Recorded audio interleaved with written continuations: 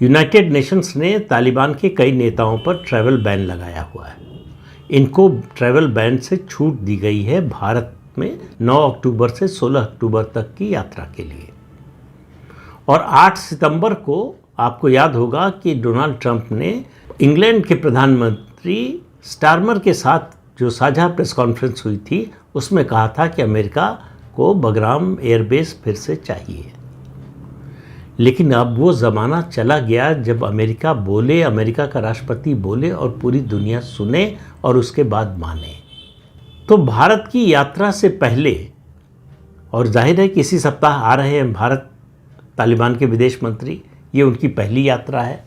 भारत अफ़गानिस्तान को लगातार जब से तालिबान का शासन आया है, हालांकि मान्यता नहीं दी है उसको देश के रूप में, लेकिन उसको मानवीय आधार पर तरह तरह की मदद देता रहा है। अफ़गानिस्तान के इंफ्रास्ट्रक्चर डेवलपमेंट में पहले से भारत मदद करता रहा है।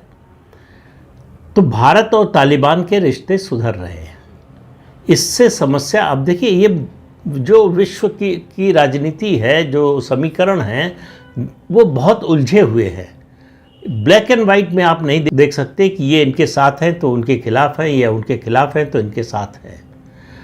सबके लिए सिर्फ और सिर्फ अपना उसका महत्व है, बाकी चीज़ें गौड़ हैं। तो इस समय बगराम एयरबेस अमेरिका को न मिले, इसमें जिसका जिसका हित है वो सब एक साथ आ गए। और जो साथ आए हैं उन देशों के नाम की ज़रा सूची सुन लीजिए।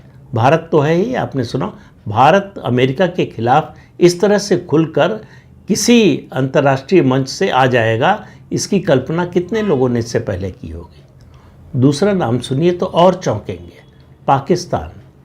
तीसरा नाम चीन, चौथा नाम रूस, पांचवा नाम ईरान। तालिबान अफ़गानिस्तान तो है ही, इसके अलावा कजाकिस्तान, उज़्बेकिस्तान और बेलारूस का एक विशेष प्रतिनिधि मेहमान के रूप में, गेस्ट के रूप में इस बैठक में शामिल हुआ। और मंगलवार को, यानी कल, इस मंच की ओर से एक साझा बयान जारी हुआ कि इस इलाके में कहा गया है कि तालिबान अफ़गानिस्तान किसी भी सूरत में बगराम एयरबेस को किसी को देगा नहीं, किसी दूसरे देश को। सीधे सीधे अमेरिका का नाम नहीं लिया गया, लेकिन अमेरिका ही लेना चाहता है तो जाहिर है कि ये बयान अमेरिका के खिलाफ है।